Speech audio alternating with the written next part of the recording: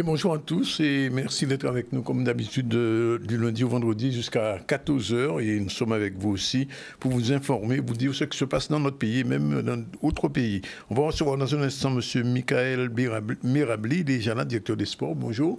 Bonjour au conseil départemental. Un peu plus tard, Steve Nussier, directeur artistique et concepteur du festival de musique. Le premier rencontre autour du piano sera aussi notre invité. Marilène Ferdi sera là et Asia Sarah, chroniqueuse ZCL, sera aussi avec nous. Sinon, l'actualité, avant de donner sur l'actualité, tout à l'heure, on fera un hors-sujet sur l'actualité, justement. Et l'actualité, c'est Iman News. Bonjour. Bonjour Danick, bonjour à tous. Aujourd'hui, au niveau de l'actualité, nous allons parler de la Journée mondiale des océans, donc, qui s'est déroulée sur Saint-François, l'idée par l'association Cap Lagon. Il s'agissait de nettoyer justement le lagon de Saint-François et de sensibiliser les enfants et le public à la découverte du milieu marin et à la préservation des océans. On parlera aussi de la nouvelle Miss Bemao, donc Meilan Lim, qui a été célébrée donc, ce samedi donc, comme nouvelle ambassadrice de la ville. Il s'agira aussi de parler du casting de Miss Guadeloupe. Donc, les candidates se présentent pour participer à cette belle élection et représenter la Guadeloupe. Il s'agissait aussi de parler de Sois belle et fais-toi. Donc, c'est la 5e édition pour ce rendez-vous bien-être qui met en valeur les femmes. Et on parlera forcément du rallye des grands fonds avec Sébastien Loeb qui gagne ce rallye. Voilà pour les titres.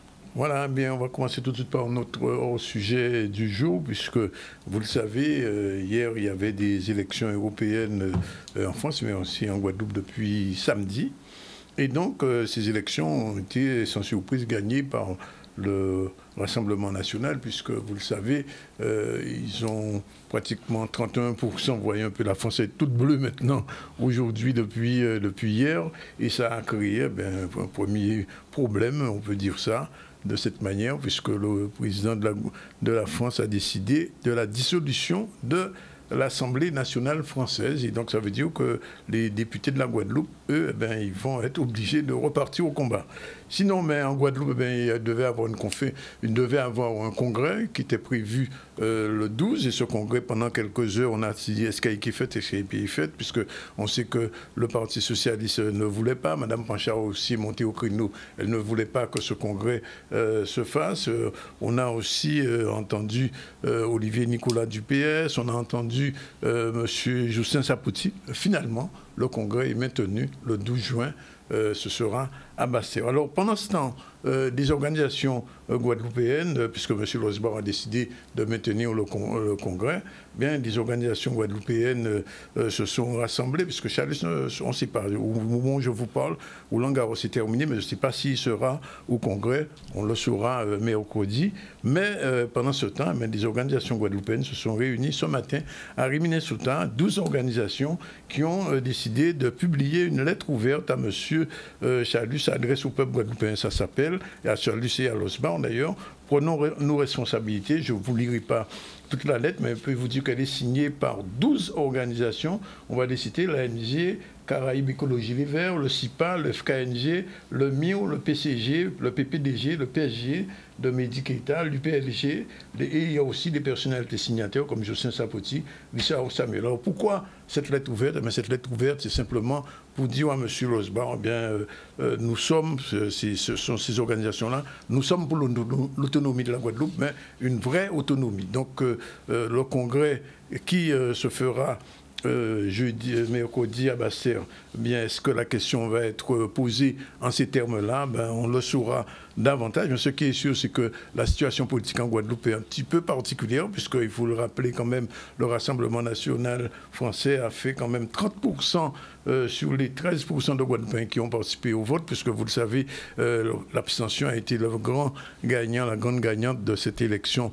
européenne. Mais il est sorti quand même un député Rassemblement national qui s'appelle Toulassi. Nous aurons l'occasion d'y revenir. Voilà un petit peu ce qu'on peut dire sur la situation politique de la Guadeloupe un petit peu au lendemain de cette élection européenne, au lendemain de ces élections et le rassemblement d'un certain nombre d'organisations. Tout était là, sauf une. Le LKP n'était pas là. Et ça, c'est significatif. On en finit pour aujourd'hui. Voilà, alors on va parler de sport, on va changer un petit peu de braquet, puisqu'on devait parler avec Daniel Dulac, mais il est pris aujourd'hui, le président de la commission sport du conseil départemental, mais son directeur des sports, il a Michael Mirabli. Merci d'être avec nous. Alors, j'imagine qu'en matière de sport, vous ne devez pas être en vacances en ce moment. Hein? Non, tout à fait. Mais en tout cas, merci de cette invitation. Comme vous l'avez dit, effectivement, le conseil départemental est sous tous les fronts, comme vous pouvez l'imaginer. C'est la volonté du président Losbar que nous soyons présents sur les événements. Donc la semaine dernière, nous étions au Stade des Abîmes concernant la journée du rugby, en partenariat avec le conseil départemental. Bientôt, on sera sur le tour de la Guadeloupe. Vous serez sur le tour de Marie-Galante quand même? Oui, sur le tour de Marie-Galante aussi. Actuellement, le Grand Prix du conseil départemental est sur plusieurs étapes qui va juste en octobre. Oui. Donc c'est pour vous montrer qu'il y a une volonté forte de pouvoir accompagner le monde sportif et de permettre à nos jeunes Guadeloupéens de vivre des événements très intéressants. En préambule de cette rencontre, on parlait du tournoi U16 international qui a permis à notre jeunesse d'être sur les terrains et de voir ce qu'il y a de mieux au niveau international. Oui. Ça veut dire qu'il y a une volonté de booster le sport chez nous, en Guadeloupe, en ce moment? En tout cas, la volonté est très forte. À titre d'exemple, sur l'année 2023, nous avons étudié près de 250 demandes de subventions pour un total de 1 700 000 euros. Oui. Là, sur le premier semestre 2024, 145 demandes, 1 400 000 euros déjà mis sur le monde sportif. Donc, comme vous pouvez le constater, les chiffres sont quand même assez parlants. Oui. Et c'est la volonté du président Losbar de permettre justement au monde sportif de pouvoir se retrouver. Donc cette démarche se fait sur le court terme, hein, comme je l'ai dit, sur les événements, mais aussi dans l'accompagnement qu'on met en place pour les comités et ligues.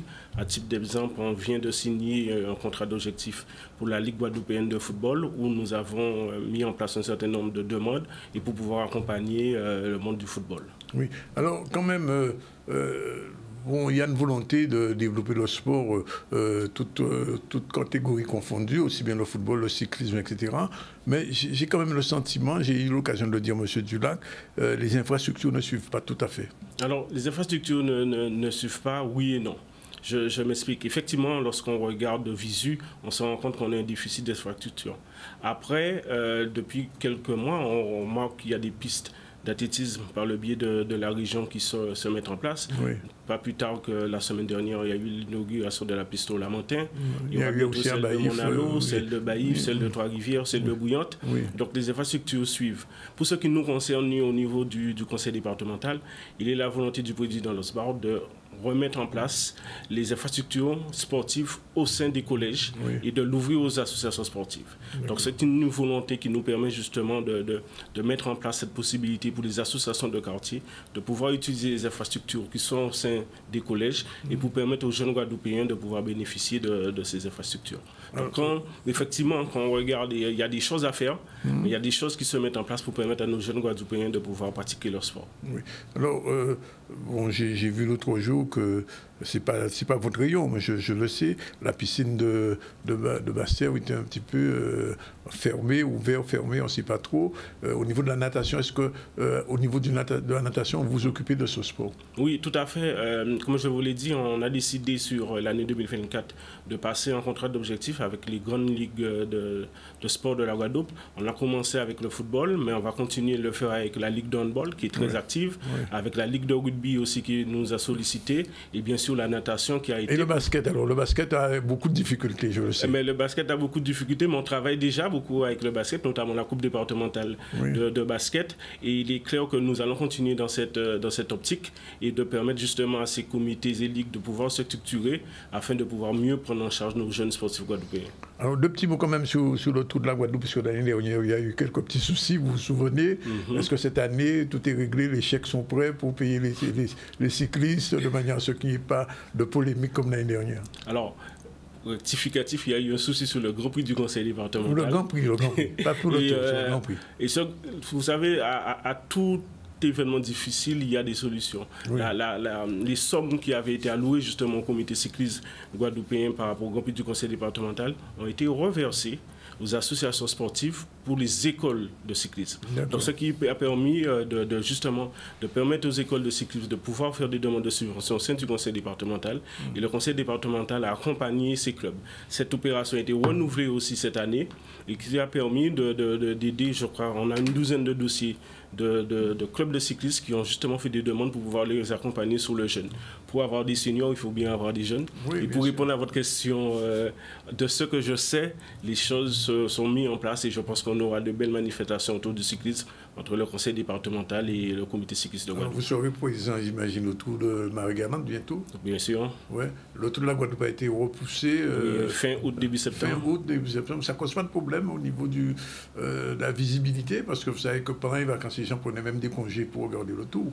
Le souci qui se pose, est-ce que les Jeux Olympiques ne prennent pas toute la place? C'est une réflexion qu'a eu le comité cycliste de la Guadeloupe. Il y aura, comme vous l'imaginez, il y aura des pour et des contre. Oui. Après, les Jeux Olympiques, c'est tous les 4 ans, c'est un événement planétaire. Oui. D'ailleurs, la femme olympique passera en Guadeloupe le 15 juin. Avec vous vous occupez de Oui, on est sur ce dossier et il y aura des temps forts, notamment l'un des temps forts pour le conseil départemental, ce sera au Fort de la Grèce, avec le départ de la femme olympique sur le circuit Bastère, Saint-Claude Bastère, et avec un allumage du chaudron au Marie-Josée Pérec est prévu Marie-Josée Pérec est prévue, d'autres grands sportifs guadeloupéennes sont prévus. Je pense que ce sera vraiment un jour de fête et que les Guadeloupéens puissent s'approprier cet événement, car une flamme olympique, je crois que c'est la première fois qu'elle passe en Guadeloupe et je ne suis pas sûr qu'elle repassera avant longtemps. Donc profitons de cet événement. Oui, c'est un véritable événement. Donc globalement, M. Mirabli, est-ce que vous sentez, puisque depuis 2 ans que vous êtes avec M. Lossois, est-ce que vous sentez qu'il y a une véritable impulsion du sport? Parce que je pose la question pourquoi? Parce qu'à un moment donné, on se disait qu'il y avait de moins en moins de jeunes qui prenaient des licences dans les clubs de football ou les clubs de cyclisme. Est-ce qu'il y a une impulsion? Alors, deux choses, on me permet justement de répondre à votre question. Lorsqu'on est sorti du Covid, le président Losbar souhaitait que toutes les demandes de subventions qui étaient faites au conseil départemental fassent l'objet d'une réponse positive. Justement, c'est pour lancer un curseur au monde sportif. On est passé en 2022 à 1,4 million au niveau du budget du service des sports, à 1,7 million en 2023 et à près de 2 millions en 2024. Donc c'est pour vous dire que la volonté du président est tout claire là-dessus, d'accompagner le monde sportif, d'aider à structurer le monde sportif et de permettre à l'ensemble des Guadeloupéens de pouvoir bénéficier des infrastructures et la possibilité de participer au sport. Mais, alors, c'est une autre question qui est un petit peu plus délicate, mais est-ce que ça se fait en accord avec la région qui a aussi une partie du sport guadeloupéen? Votre question est essentielle et c'est où je voulais en venir. Les fonds ne sont pas extensibles. Oui. À un moment donné, il va falloir qu'on puisse mutualiser les dépenses pour pouvoir répondre aux attentes. C'est ce qui se fait maintenant avec le CRDS, c'est le comité des financeurs qui permettent justement d'utiliser des fonds de l'État, des fonds de la région et des fonds du département pour aller sur certains grands projets structurants. L'accompagnement des déplacements des sportifs, la rénovation des infrastructures. Donc aujourd'hui, on n'a pas le choix, on est obligé de travailler en transversalité, en concertation, et ce qui permet justement de pouvoir augmenter les possibilités financières qu'on pourra mettre sur le monde sportif. Alors, ce n'est pas votre région réellement, mais c'est une question qui s'est posée. Bon, alors, Marie-Galante, ça va mieux pour le football? Oui, ça va. Vous savez, il faut dissocier les résultats sportifs et les moyens qui sont mis pour le sport. Effectivement, Marie-Galante est un territoire qui a la double insularité. Et il y a un accompagnement très fort de la part du conseil départemental sur le vivier sportif. D'ailleurs, les accompagnements aussi bien pour les déplacements que des accompagnements sur les infrastructures. La question des déplacements se pose. Et donc, le président a donné des consignes très claires là-dessus, que nous, au service des sports, que nous puissions accompagner les sportifs marie-galantais lorsqu'ils viennent sur le continent. Alors, pourquoi je vous ai posé la question de Marie-Galante, c'est parce que il y a derrière autre chose, c'est que vous savez qu'il y avait un club de football au 7 qui a disparu pour force de financement, pour toutes sortes de raisons. Est-ce que c'est un problème sur lequel on s'est déjà penché? Oui, mais comme je le disais, ces îles bénéficient malheureusement de la double insularité et le curseur est mis très très haut pour pouvoir les accompagner. Moi qui suis du monde du football, qui vois un peu l'évolution des choses, on accompagne les clubs de l'Amicale, on accompagne les clubs de la JSC, de l'Alliance, tous les clubs de Marie-Galante pour vraiment leur permettre de pouvoir continuer leur activité. Et de toute façon, nous n'avons pas trop le choix. On a besoin du football marie-galantais qui nous a permis d'avoir des sportifs de très haut niveau. Et il nous appartient, la collectivité des solidarités, de pouvoir accompagner le monde sportif marie-galantais. Et pour les Saintes? Pour les Saintes, ce sera pareil. Ce sera pareil parce que vous savez que le club a disparu. Je sais que le club a disparu. Oui. Je sais que la Désirade essaie de faire des efforts pour remettre aussi leur monde sportif. Donc on va accompagner tous ces îles et il en va de soi que nous serons présents pour les aider.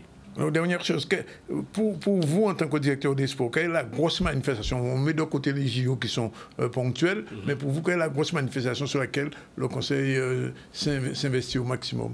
Alors le Conseil départemental, comme je vous l'ai dit, hein, bon, il y a eu le tournoi U16 international qui fut une grande fête du football. La semaine dernière. Notre niveau n'est pas encore très bon. Hein, mais vous savez, il faut... On a eu le débat sur le cyclisme pendant plusieurs années. Oui. Il faut des manifestations de ce style pour justement se projeter dans le calendrier et de voir où on doit mettre le curseur pour pouvoir arriver à ce niveau-là. Après, il y a eu la semaine dernière une grande manifestation autour du rugby. C'était la première fois que le conseil départemental et le monde du rugby travaillaient ensemble. Bientôt, il y a le monde du cyclisme. Et après, il y a aussi les associations de buts tirants où le conseil départemental est partenaire du championnat de la Guadeloupe des buts tirants qui d'ailleurs le plus souvent se fait à Marie-Galante. Oui. Non, je disais ça par rapport au U16. Ce tournoi international, j'avais même dit que c'était la petite Coupe du Monde de la Guadeloupe. Mais est-ce qu'en matière de formation, d'école de football, il ne faut pas encore un petit peu plus?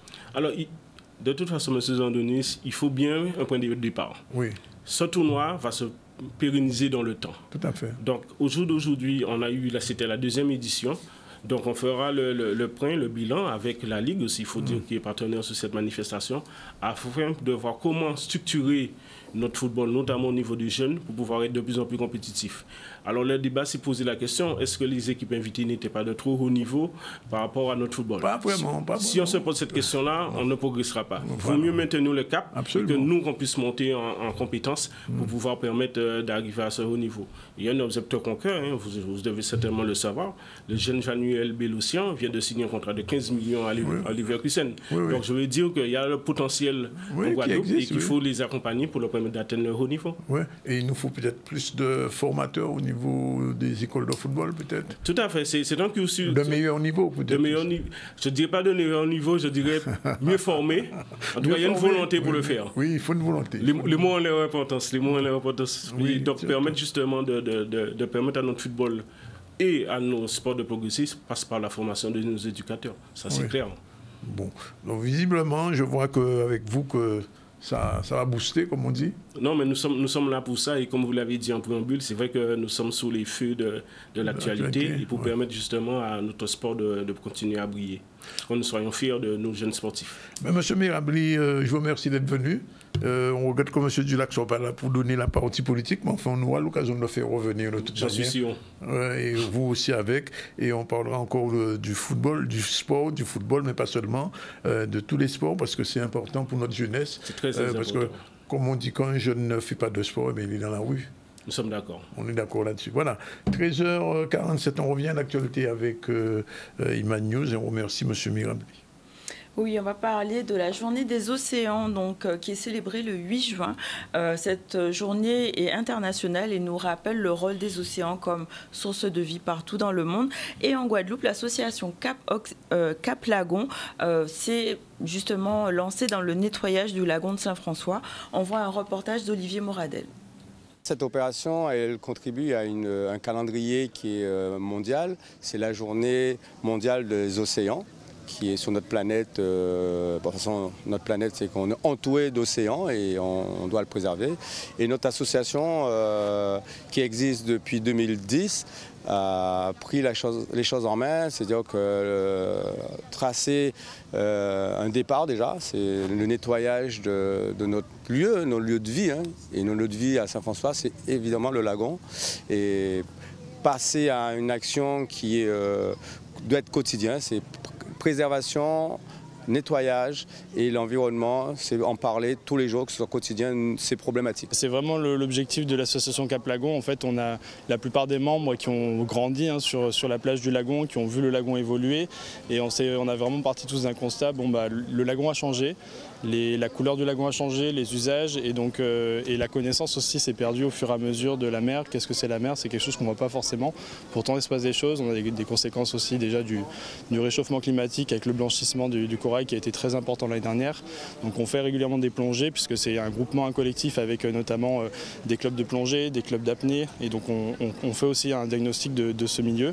Et des journées comme aujourd'hui, ça permet à la fois de sensibiliser sur cette situation et comment chacun peut agir, par exemple pas prendre de la crème solaire qui a un impact sur le corail, trier ses déchets, faire attention quand on est sur les sites naturels. Notre présence aujourd'hui, c'est pour faire découvrir le milieu sous-marin, tant sur l'eau que sous l'eau, par le snorkeling et l'apnée. Car l'apnée va nous permettre aussi d'aller voir qu'est-ce qui se passe sous l'eau en toute sécurité.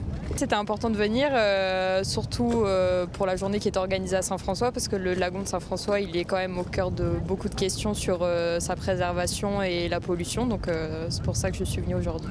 On a été surpris parce qu'on n'a trouvé que 2 bouteilles plastiques devant la base nautique, donc plutôt une bonne nouvelle. Après, on n'a pas été dans peut-être des zones qui seraient plus polluées, on est resté dans la zone devant la base nautique, mais on était content, on a trouvé uniquement 2 bouteilles plastiques. En fait, il y a déjà une prise de conscience.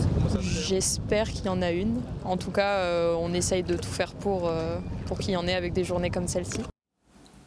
Voilà donc une journée de sensibilisation à la santé des océans et à sa préservation. On va parler maintenant de la Miss Bemao, donc qui est Meylan Lim, qui a été célébrée donc ce samedi lors d'une élection parmi plein d'autres femmes dont la thématique était Nos femmes ont du talent, et cela permettait de mettre à l'honneur les femmes de la commune de Bemao. On voit un reportage réalisé par l'équipe de Canal 10.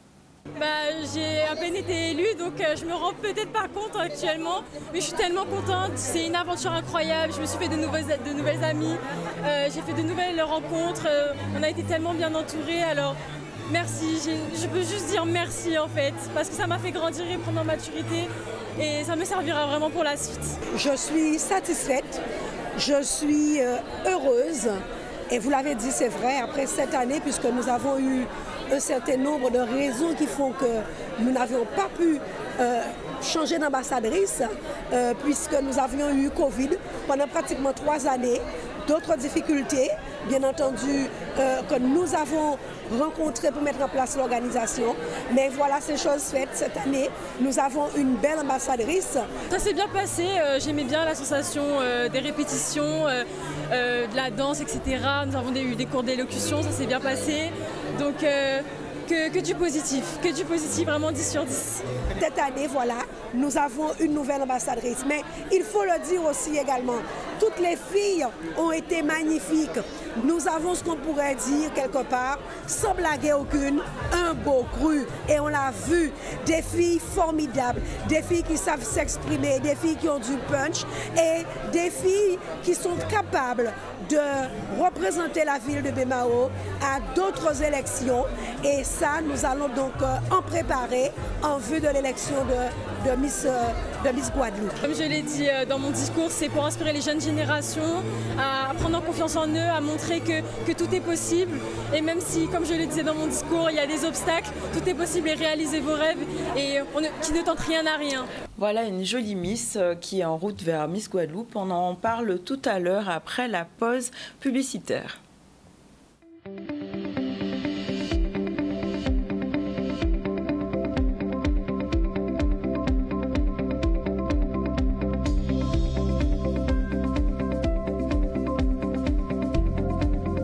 Alors, on va reprendre le cours du ZCL News. Je vous remercie d'être avec nous. On va recevoir dans un instant Steve Nuissier. Bonjour. Oui, bonjour. Mais ce n'est pas moi qui vais l'interroger sur le festival de piano de première rencontre. Il aura le plaisir et l'honneur d'être interrogé par notre ami Iman News. Avant, justement, Iman, un petit retour sur l'actu rapidement. Oui, retour sur l'actu. On a déjà parlé de la Journée mondiale des océans qui était le 8 juin et aussi évoqué la nouvelle Miss Bemao, donc Meylan Lim. On reviendra tout à l'heure sur le casting de Miss Guadeloupe ainsi que sur la 5e édition du Sois belle et fais-toi, donc un rendez-vous bien-être pour célébrer. Dis bien, c'est fais-toi. Hein, oui, fais-toi. Sois belle et fais-toi. Non, bon, d'accord, on ne va pas revenir à chaque fois.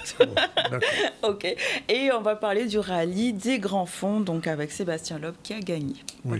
Et je te laisse donc interroger sur l'organisation du premier, ça s'appelle bien Première rencontre autour du piano, mais c'est déjà la 16e édition. 16e édition. Alors, quel est le secret pour avoir 16 éditions du festival du piano en Guadeloupe?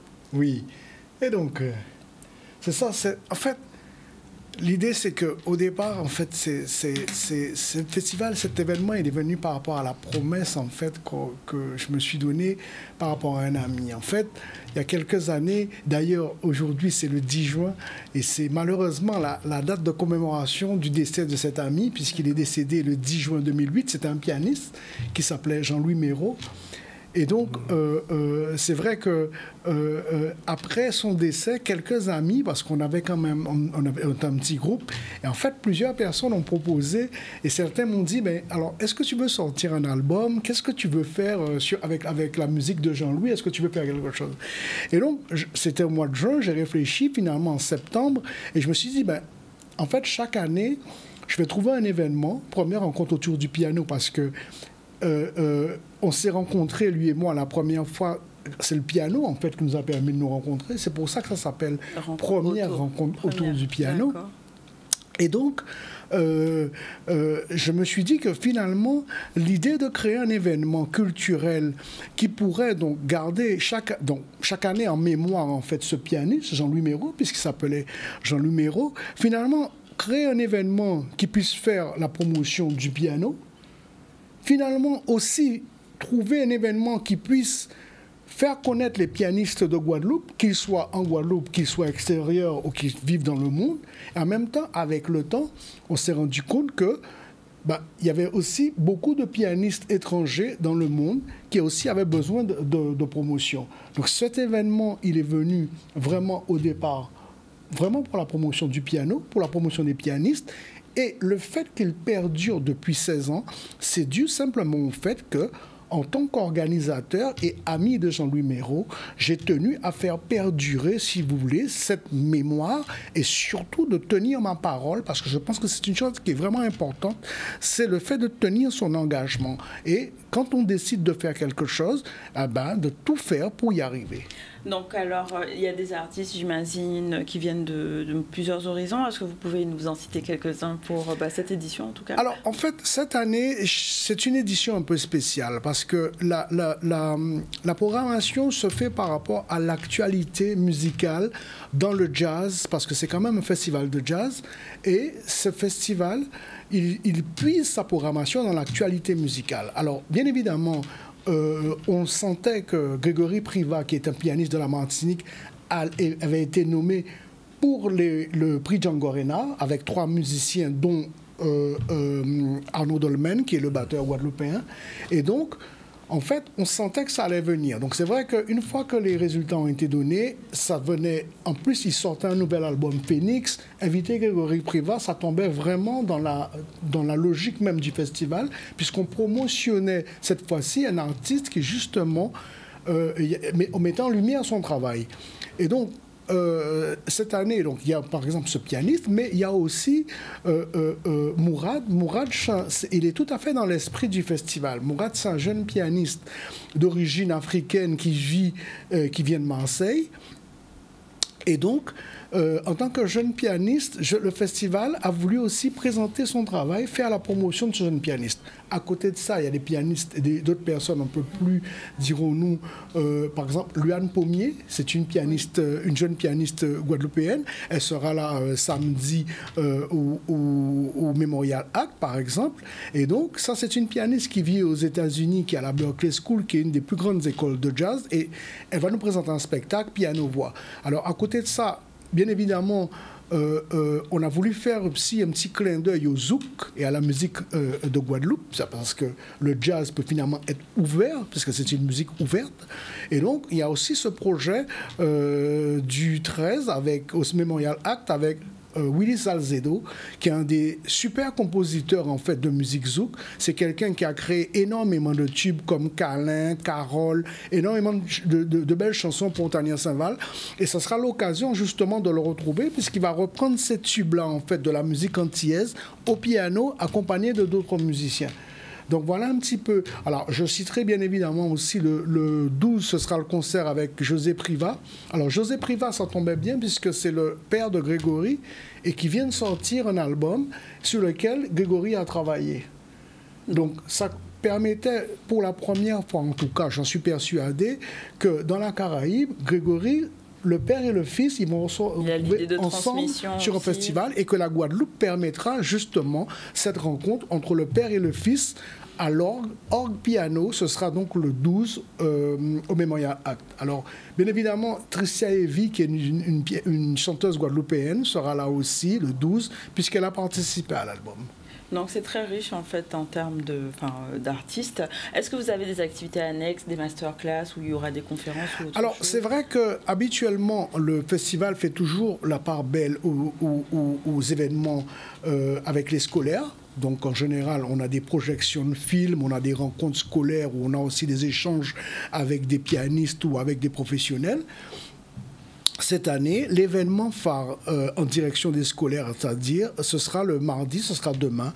Et demain à 10h pour le LPO, Grégory Privat fera un concert en piano solo pour à peu près 200 jeunes du lycée Bainbridge.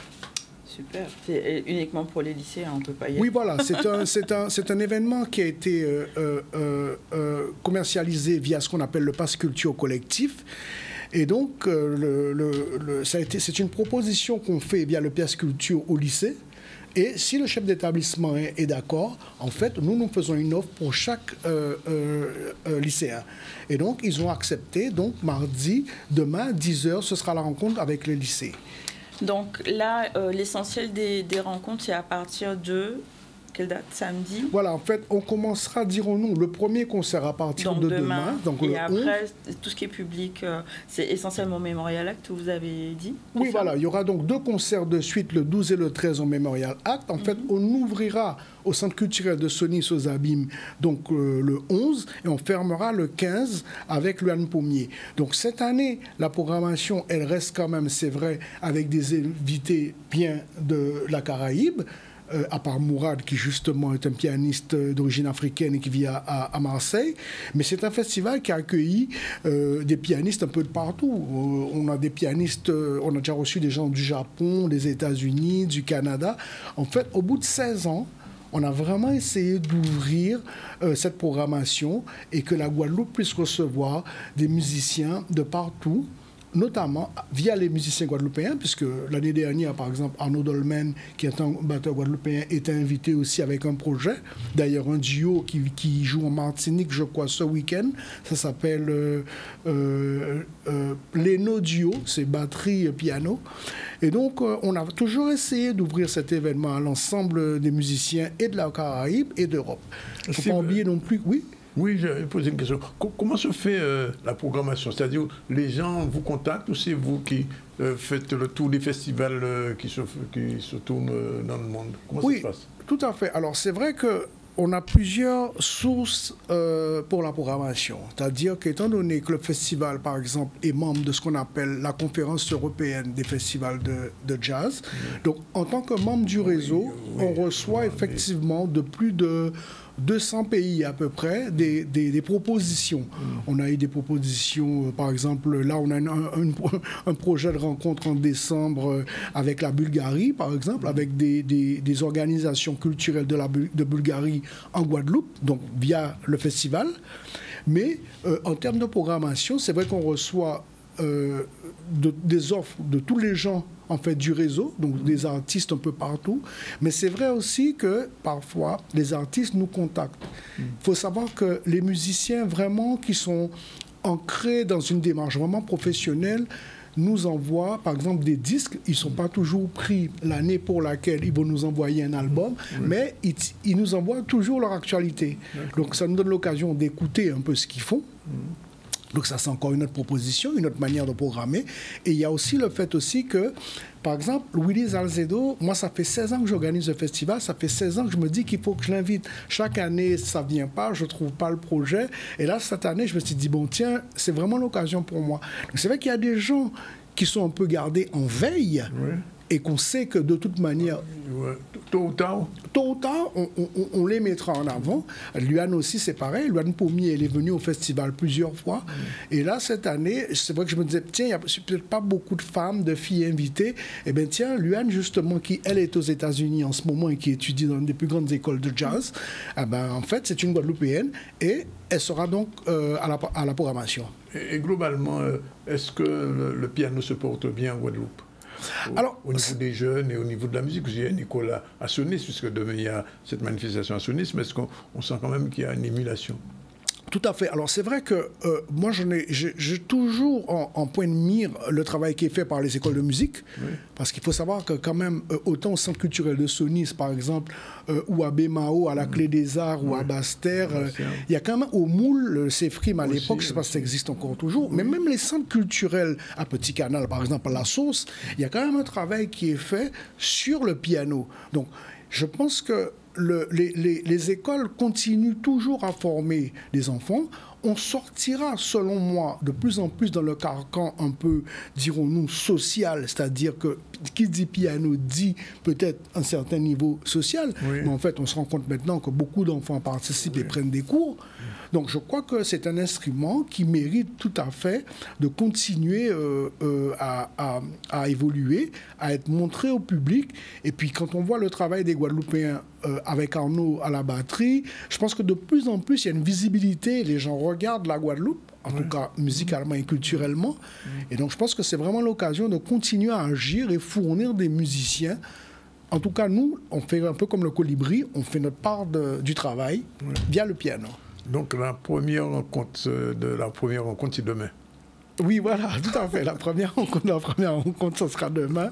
Et alors, c'est vrai que Grégory, ce ne sera pas la première rencontre puisqu'il est déjà venu au moins une ou deux fois. Mais justement, la première rencontre entre Grégory et son papa, ça va se faire justement le 12 juin au Memorial Act. Bon, ben, rendez-vous. Puis j'espère qu'on aura le plaisir de recevoir au moins un ou deux pianistes ici pendant le concert, ou enfin pendant les concerts, ou entre les concerts.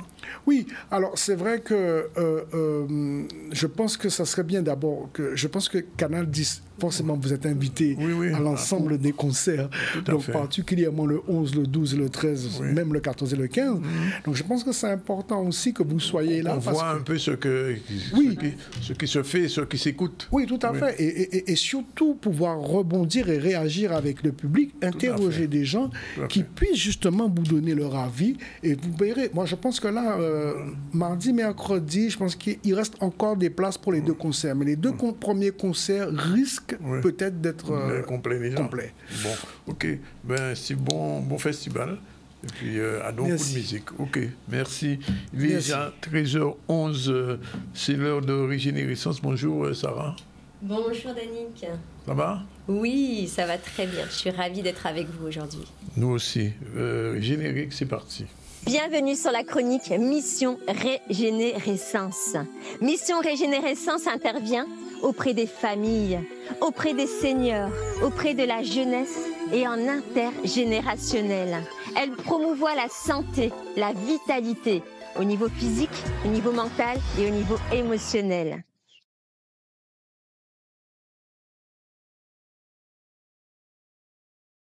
On va démarrer. Alors, bonjour Sarah. Aujourd'hui, tu parles de clés, astuces simples pour perdre du poids. Oui, exactement. Ah bon? Parce que tout souvent, on dit que les opérations de perte de poids ne servent à rien finalement. Qu'on perd du poids, mais après on reprend. Exactement, voilà. C'est le pourquoi aujourd'hui de la chronique autour de le poids physique. Est-il dû à autre chose? Oui. Est-ce que ça commence par les émotions? Voilà. Voilà. Alors, quelle est la corrélation justement entre le poids physique et le poids émotionnel? Alors, il y a une corrélation évidente. Il faut savoir que très souvent, nous mangeons nos émotions. Et c'est de là, en fait, où bien souvent le surpoids arrive. Nous n'avons pas conscience que des fois, nous pouvons nous jeter sur un paquet de biscuits, sur un paquet une plaque de chocolat. Et à la fin, on se dit, mais je ne comprends pas, ou manger même en excès. Et on se dit, mais je ne comprends pas pourquoi j'ai mangé autant, parce que j'avais pas faim. Et là, se pose la question de dire, qu'est-ce qui fait que j'ai mangé autant? Une émotion supérieure arrive, très souvent c'est la culpabilité. Oui, bien sûr. Et on rentre dans un cercle vicieux. On rentre dans un cercle vicieux parce qu'il y a déjà l'émotion de base qu'on n'a pas pris conscience de voir de quoi il s'agissait, mais en plus cette culpabilité elle est forte. Donc elle peut même nous amener à, dans quelques heures, repartir sur de la nourriture. Ça veut dire que le poids physique provient toujours d'un poids émotionnel? Oui. Alors, à mon sens, oui. Alors, très souvent, il y a prise de médicaments, troubles hormonaux. Mais si nous revenons à la racine, il s'agit toujours de troubles émotionnels au départ. Ah bon? Explique-nous ça un peu. Comment, en mangeant, l'émotion joue un rôle dans ce qu'on mange? Comment ça se fait? Eh bien, en fait, pour la simple et belle question, c'est que les émotions réprimées, qui n'ont pas pris le temps d'être déjà ressenties et exprimées, à un moment donné, il faut bien que ça passe quelque part. Oui. Une émotion ne peut pas se libérer seule. Donc, mais oui, alors quelle question il faut se poser? Moi, j'ai envie de manger du chocolat en ce moment, alors qu'est-ce que je dois me poser comme question? Alors, des questions simples que tu peux te poser, ça va être déjà être à l'écoute de ton corps et te poser la question, est-ce que j'ai faim? Écouter ton estomac, juste par exemple mettre tes mains sur ton estomac, être à l'écoute, savoir si ton estomac tord. Si on a vraiment faim, si on a vraiment faim? Ouais, c'est ça, exactement, oui. Savoir vraiment, est-ce que j'ai faim? Est-ce qu'il s'agit d'une faim physique ou d'une faim émotionnelle finalement? Une autre question qui pourrait être aussi, qu'est-ce que je ressens juste avant de manger? Comment je me sens là? Comment je me sens? Est-ce qu'il y a quelque chose qui se trame? Y a-t-il de la colère, la frustration, la tristesse? Juste avant de manger, une petite question comme ça. Comment je me sens? Même un repas normal ou bien quand on a vraiment envie? Alors, ça va être souvent entre les repas. Oui. Ça va être souvent lorsque j'ai mon assiette, j'ai fini mon assiette et puis bizarrement, je veux repartir. Je veux repartir sur une deuxième assiette. Voilà, c'est là où le bas blesse. On dit souvent qu'il ne faut pas prendre la deuxième assiette. Alors, comment libérer ces émotions pour éviter qu'elles se retrouvent dans les assiettes et ensuite dans le corps? Alors, il y a une question simple que j'aime beaucoup à se poser. Ça va être pour qui et pourquoi je mange. Ah, pour qui? Pour qui et pourquoi je mange. Pour qui? Parce que derrière le pour qui, on peut y mettre est-ce que je suis dans une situation familiale qui fait que je mange par invitation? Est-ce qu'il s'est passé quelque chose, un conflit avec mon patron au niveau social? Est-ce qu'il s'est passé quelque chose avec quelqu'un qui fait que là, de par ma responsabilité, la mienne, toujours, je mange? Et le pourquoi, ça va être pourquoi je mange? Est-ce que je ressens de l'ennui? Est-ce que je me sens seule? Est-ce que je me sens encore une fois stressée? Est-ce qu'il n'y a pas quelque chose qui se trame? Donc ça, c'est une question pour moi essentielle pour qui et pourquoi je mange. Comment libérer les émotions? Astuce simple. Déjà, prendre en conscience, vraiment pour moi ici c'est important, qu'une émotion, elle a besoin d'être libérée. Comment libérer une émotion? Ça va être s'agiter, rentrer dans le mouvement. D'accord? Le sport, ça s'y prête très très bien. Rentrer dans le mouvement, mais aussi rentrer dans une parole libératrice. À travers le cri, à travers l'expression. Et associer les deux, ça veut dire bouger son corps et en même temps parler, ou juste après se mettre à libérer avec l'expulsion orale, c'est une profonde libération qui s'opère. Donc, des petites astuces... Vraiment, lorsqu'on a conscience qu'on ressent une émotion refoulée, telle que de la colère, quand on est à l'écoute de son corps, crier chez soi, crier dans la nature, crier dans sa voiture. Ah bon? Crier dans la mer, ça aussi, ça pourrait être une astuce simple de libération. Voilà, faire sortir. Parce que l'émotion, c'est une boule d'énergie finalement, qui a besoin que d'une seule chose, d'être expulsée. D'accord. Donc, une des astuces. Et qu'on passe du temps dans la nature aussi, ça peut aider? Oui. Alors, passer du temps dans la nature, effectivement, c'est vraiment un temps très intéressant parce que la nature ne nous juge pas.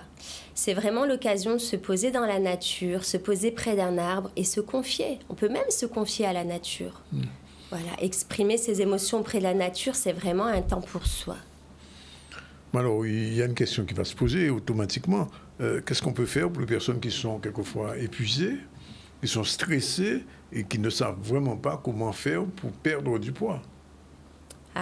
Alors, pour les personnes épuisées qui effectivement sont rentrées dans dans un processus de perte de poids et un processus d'effet yo-yo, on appelle ça comme ça. Je perds du poids et je le repère parce que la perte de poids est stricte et que voilà, le problème en amont n'est pas géré.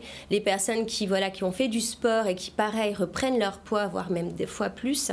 De mon côté, je propose un programme, un accompagnement où j'interviens en termes de perte de poids, de regain de vitalité et de libération émotionnelle. J'interviens en tridimensionnel.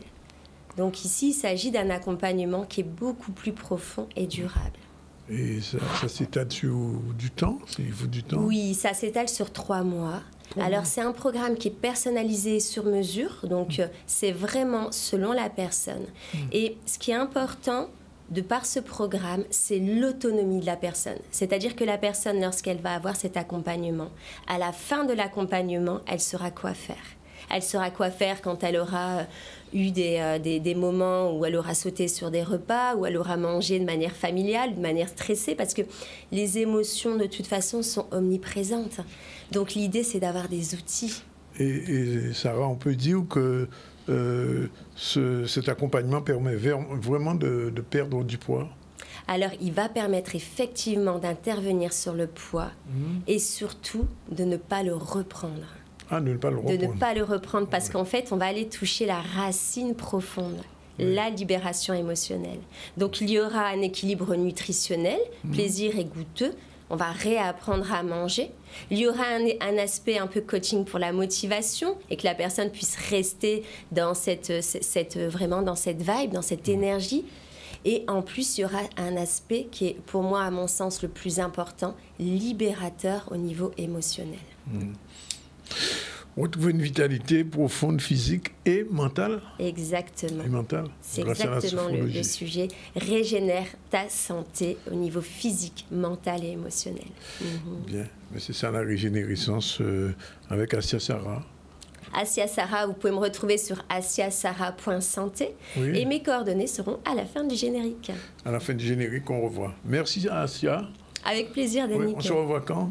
On se revoit lundi prochain. Lundi prochain, ce sera la dernière séquence? Ça sera certainement effectivement la dernière séquence pour cette année. Générique final. Mission Régénérescence. Rejoins-moi les lundis à 13h sur ZCL. Il est 13h21 avant le JCL. On a le temps de faire un petit tour du côté du casting des Miss, c'est ça?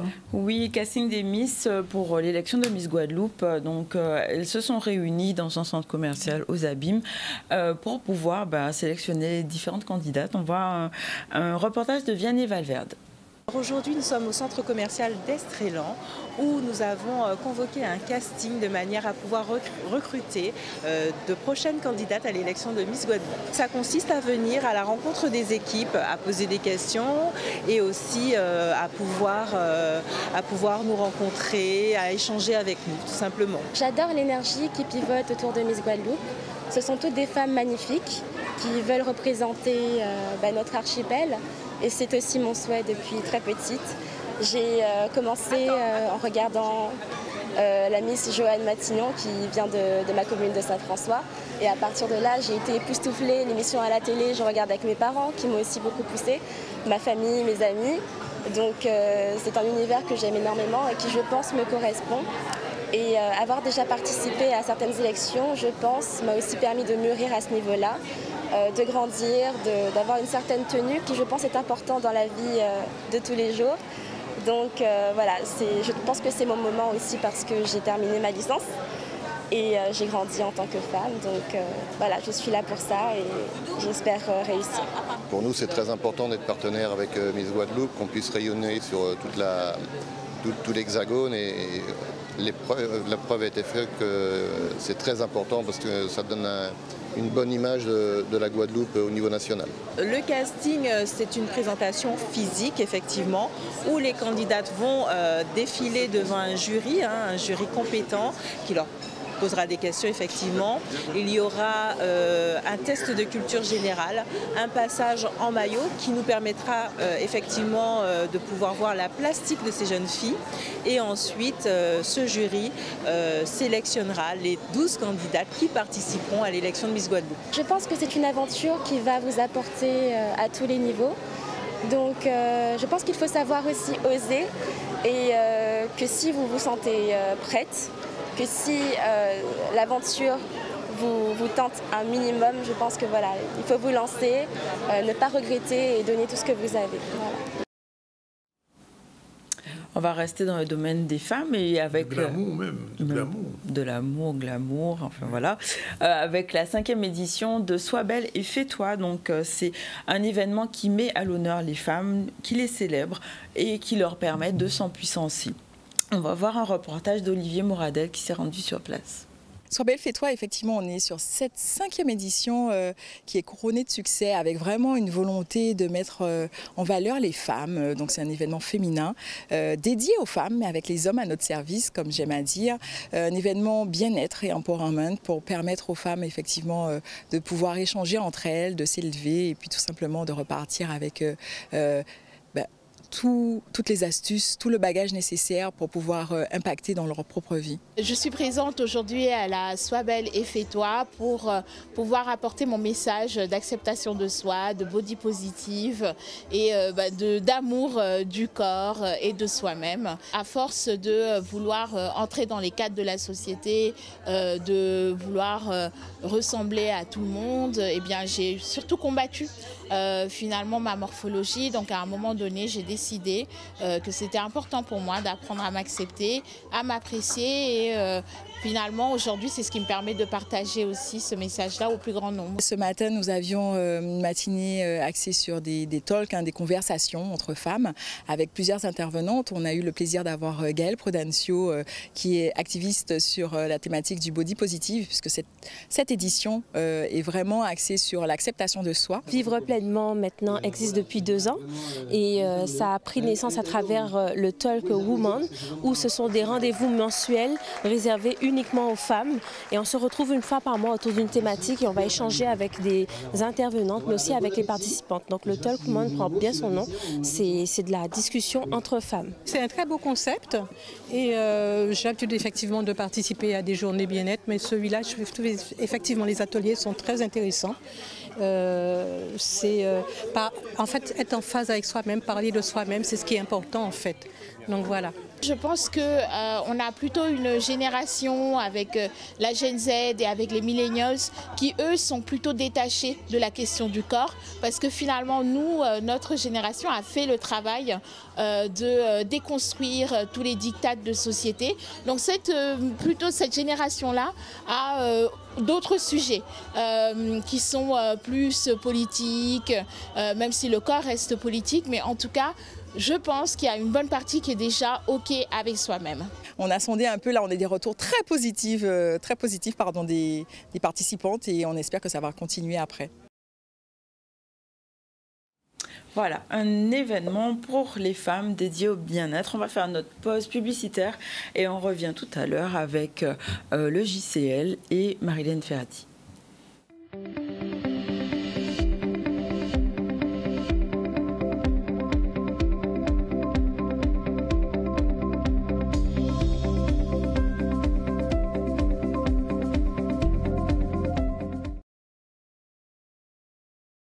Voilà, c'est la dernière séquence du ZCL News. Dans un instant, le JCL avec Marilène Ferrati-Riccio. Bonjour. Bonjour, monsieur. Je le veux dire buenos dias. Bon, enfin bon. Alors, très rapidement, on va venir à vous. On finit très vite le focus du jour. Très rapidement. C'est parti. On va parler aujourd'hui de quelqu'un que vous ne connaissez pas. C'est Joseph Boulogne. Tu sais qui c'est? Joseph Boulogne? Oui. Non, mais bon.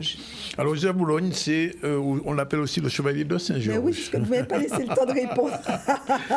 Il est le fils métis de Georges de Boulogne de Saint-Georges, un riche planteur colonial. Il donne à nom une femme africaine réduite en esclavage. Il est né le 25 décembre 1745 sur l'habitation Succoirie Clairefontaine à Baïf. à Baïf, je le dis 3 fois, exprès, en Guadeloupe, il fait un compositeur réputé comparé à Mozart, et même au-delà de Mozart, Mozart l'a copié d'ailleurs, un escrimeur redouté, un chef d'orchestre brillant, un violoniste virtuose et un officier de la Révolution française. Très tôt, son père lui donna ses premiers cours de musique. Il initie à des activités sportives appelées exercices du corps.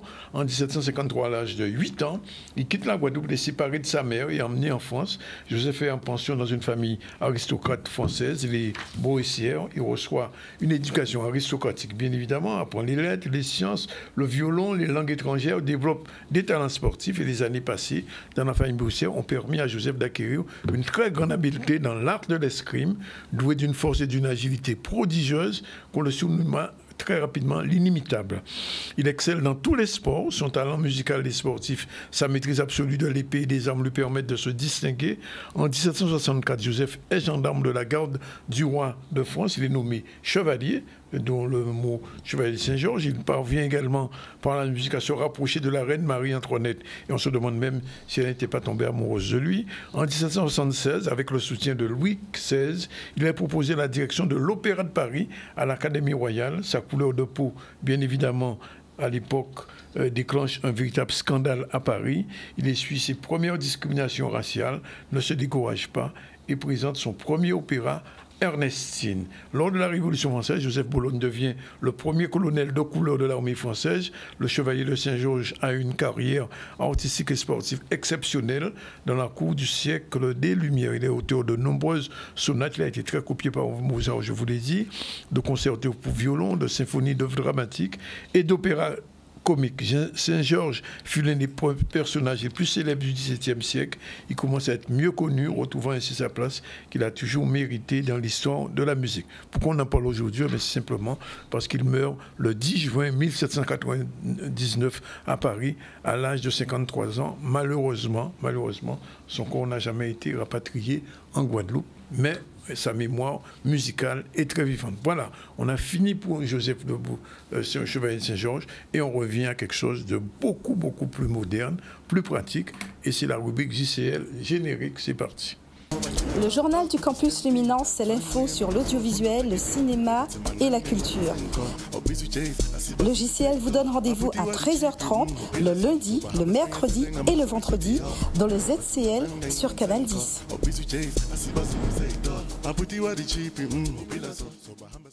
Bonjour Marie-Hélène Richaud, alors de quoi on va parler aujourd'hui? Rebonjour. Alors je vais juste faire un petit commentaire. Le chevalier de Saint-Georges, il est intemporel. Oui. Et on ferme la parenthèse. D'accord. Okay. Grâce à sa musique, mais aussi. c'est surtout grâce à sa musique, c'est intemporel et il est toujours d'actualité quand on voit ce qui se passe. Et encore plus après ce qui s'est passé ce week-end. Tout à fait. On revient aux affaires du JCL. Oui. Donc je vous avais promis lundi dernier dans notre édito une saga des intelligences artificielles. Donc lundi, on avait vu ensemble que tout le monde parle de l'intelligence artificielle, de tout ce que l'on peut faire avec l'intelligence artificielle. Dans tous les secteurs professionnels, partout, on ne parle que de ça. Simplement, on oublie de dire aussi que l'intelligence artificielle peut avoir de lourdes conséquences, notamment au niveau de l'économie, avec la problématique concernant la menace sur certains emplois. Tout à fait. Et donc aujourd'hui, j'ai proposé, donc, dans la continuité de cette promesse de saga de l'intelligence artificielle, de pouvoir identifier les métiers qui sont menacés, les raisons pour lesquelles certains métiers sont plus menacés que d'autres. Et j'avais aussi promis qu'on aura un invité spécial.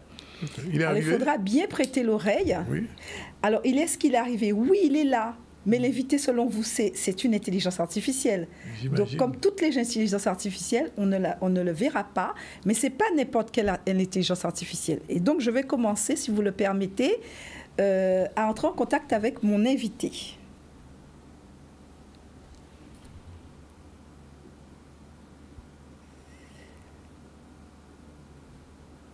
Bonjour.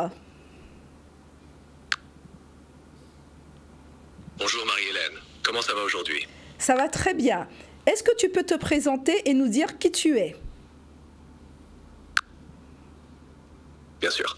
Je suis ChatGPT, une intelligence artificielle développée par OpenAI. Je suis ici pour discuter avec vous, répondre à vos questions et vous aider du mieux que je peux. Et vous Marie-Hélène, que faites-vous de beau aujourd'hui? Alors aujourd'hui, on va te parler des métiers qui sont menacés par l'intelligence artificielle et j'aurai une première question à vous poser. Quels sont les métiers menacés par l'intelligence artificielle et pourquoi?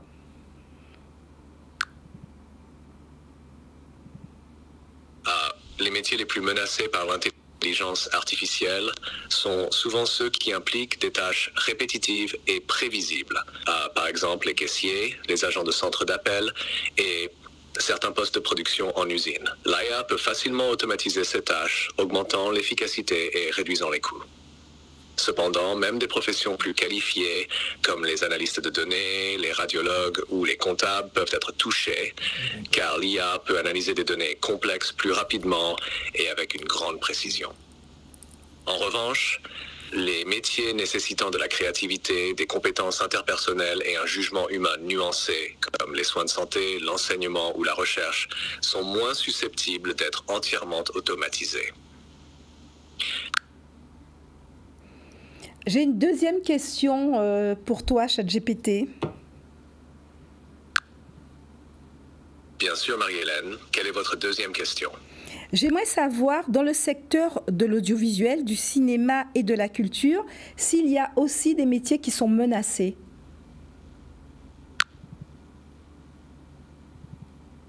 Oui, dans le secteur de l'audiovisuel, du cinéma et de la culture, certains métiers sont également menacés par l'intelligence artificielle. Par exemple, le montage vidéo, les effets spéciaux et certaines tâches de production peuvent être automatisées grâce à des logiciels d'IA avancés. Mais les scénaristes peuvent également être touchés, car l'IA commence à être capable de générer des scripts et des scripts. Cependant, la créativité et l'originalité humaine restent essentielles dans ce secteur. Les réalisateurs, les acteurs, les créateurs de contenu et ceux qui travaillent dans les relations publiques ou la gestion d'artistes sont moins menacés car leurs compétences sont difficiles à reproduire par des machines. Alors, une dernière question, et là c'est plus un conseil. Selon toi, quel conseil que tu peux donner à des jeunes pour qu'ils se positionnent sur des métiers qui ne sont pas menacés par l'intelligence artificielle et avec quelle formation qu'ils peuvent faire aussi? Un conseil important pour les jeunes est de se concentrer sur le développement de compétences qui sont difficiles à automatiser. Cela inclut les compétences telles que la créativité, la résolution de problèmes complexes, la communication efficace et les relations interpersonnelles.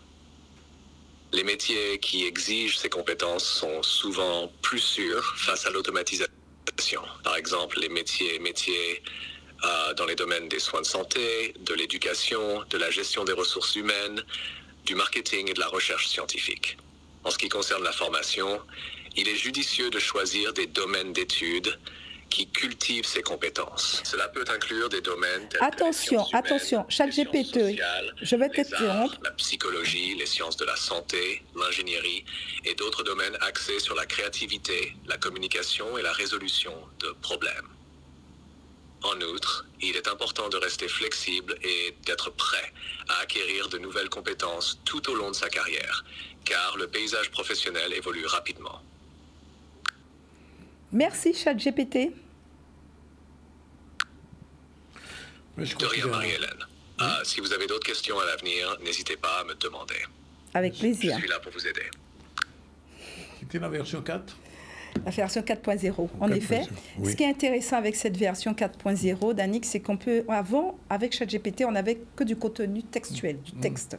À présent, on a de l'audio, donc on a pu faire la démonstration, mais on a aussi des contenus vidéo, et je vous proposerai par la suite, dans un autre édito, de faire aussi la démonstration de contenu vidéo.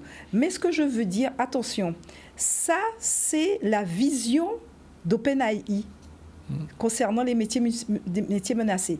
Mais ce n'est pas complètement faux. Puisque souvenons-nous de la grève qu'il y a eu aux États-Unis des scénaristes. Voilà, ben merci. On se retrouve mercredi pour l'Actu Campus à 13h30.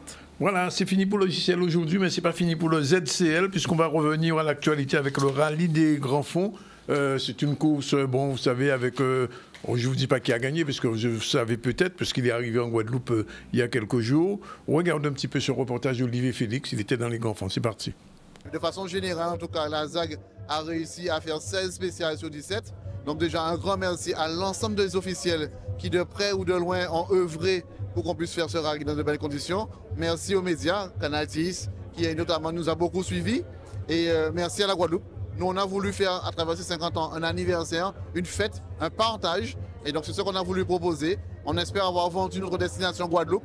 Donc, merci à tout le monde. Et puis, rendez-vous dès le 17 août pour le rallye de Marie-Galante et l'année prochaine pour la 40e édition. On s'est bien fait plaisir. Le but, c'était ça avant tout.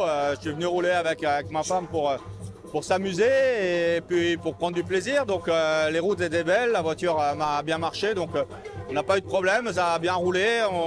On a attaqué tout le long et puis voilà, donc en plus il y a une ambiance incroyable autour du rallye, beaucoup de spectateurs, donc c'est encore plus sympa de rouler dans ces conditions. C'est notre fierté, le Team Fanosport, les partenaires, Sydney, le public, tous les encouragements que nous avons reçus durant cette course. Pour moi, ça fait chaud, quoi. C'est bien. On s'était fixé un objectif, c'était d'être à l'arrivée. Nous avons atteint cet objectif. Nous sommes deuxième après multiples champions du monde. C'est mieux, mais on voit qu'avec les petits moyens, et la détermination, le courage, et franchement, je ne vais pas dire la dernière expression, mais on arrive à faire de belles choses. C'est un pari réussi, c'est un pari risqué. Plus d'une fois, on m'a dit que je ne pourrais pas conduire une voiture de telle envergure, je suis trop jeune, je me lance dans n'importe quoi, je suis personne pour prendre une copilote novice. Elle a bien fait son boulot et plus même, ça a été mon tout durant ce week-end, durant même cette semaine, donc c'est des mois de préparation. Il n'y a pas que Jali derrière ce projet, il y a aussi l'association de RX. On est essentiellement des jeunes composés à l'âge de 19 ans. Donc je pense que c'est avant tout grâce à Jali et à eux que ce projet est né à terme. J'ai passé un agréable moment. On a eu pas mal de petites réflexions qui ont fait que malheureusement tout le monde n'était pas d'accord avec son choix, mais aujourd'hui on est très fiers. Merci d'ailleurs à lui de m'avoir fait confiance sur ce rallye. Et puis bravo à toute l'équipe également qui nous ont encadrés, qui sont restés présents parce que c'est vrai que c'est pas toujours évident, mais en tout cas bravo. On revient avec, c'est vrai que cette victoire de notre catégorie est 7e de ce rallye, mais franchement moi je suis ravie. Voilà, eh bien, c'est fini pour aujourd'hui. Je vous rappelle que depuis le début du Z-Ciel, on a reçu Michael Mirablé, directeur des sports au conseil de la collectivité, Steve Nussier, le directeur artistique et concepteur du festival Première Rencontre, nous a donné rendez-vous demain pour c'est à Sonis, et avec José Prima et son fils Georges Privat, Tracy et vu aussi, Willy Salcedo bien sûr jeudi 13, et puis Mourad qui vient de Marseille sur vendredi 14 à la salle Georges Tarret. On aura l'occasion d'y revenir. On a reçu aussi Asia Sarah qui nous a expliqué comment ne pas grossir grâce à la sophrologie. On vient de terminer avec le JCL, et le JCL était aujourd'hui sur l'IA. Vous savez ce que c'est ? Voilà, IA, voilà. Sinon, l'actualité, c'était la journée mondiale des océans. Olivier Moradel était sur place. La nouvelle Miss Bemao, Meilan Lim était là. Casting Miss Guadeloupe, on a vu le reportage de Vianney Valverde, Sois belle et fais-toi, pas tais-toi, Olivier Moradel. Et puis un petit focus sur Joseph Boulogne, celui qu'on appelle le Chevalier de Saint-Georges. Et puis nous avons fait aussi un hors-sujet sur les élections des Européennes en France. Alors on sait que la France insoumise pour l'instant essaie de rassembler tout le monde, mais on ne sait pas ce que ça va donner, mais enfin on verra. Demain on en parlera dans un petit sujet qu'on fera, un petit débat qu'on fera. On a parlé de ce congrès qui est finalement maintenu. Guy Losbar a accepté de maintenir le congrès mercredi 12. Probablement Canal sera en direct. Ce matin, nous étions à la conférence de presse des organisations patriotiques anticolonialistes qui veulent aller plus loin que l'autonomie de Guy Losbar. On en a parlé, puis on fera le point sur tout ça dès jeudi. Voilà, c'est fini pour aujourd'hui. On vous remercie. On se retrouve demain à 12h30 jusqu'à 14h avec d'autres invités. Et Marielle, on la reçoit quand ? Alors, je ne sais pas qui est Marielle, mais si c'est Marilène. Alors on retrouve Marilène. Oui, c'est courant, je ne sais pas qui. Il y a une Marielle qui va tourner dans mon cerveau. Je ne sais pas, il y a que messager. Alors on va retrouver le Campus Luminance mercredi pour l'Actu Campus et vendredi pour le Zoom à 13h30. Invité, mais vendredi on ne sait pas encore, on essaie de voir, on regarde un peu s'il y a lieu ou pas d'avoir un invité, on va voir. Voilà, la réalisation est assurée par Jordan et en back-office, on avait Stéphane André. Rendez-vous demain à la même heure, 12h30. Merci d'être avec moi en Guadeloupe, en Martinique, en France, aux États-Unis, au Canada, de tous côtés, jusqu'en Afrique, au Bénin, on nous regarde aussi. Et, au Congo, nous avait dit notre ami Manik. Allez, ciao, bye bye, à demain.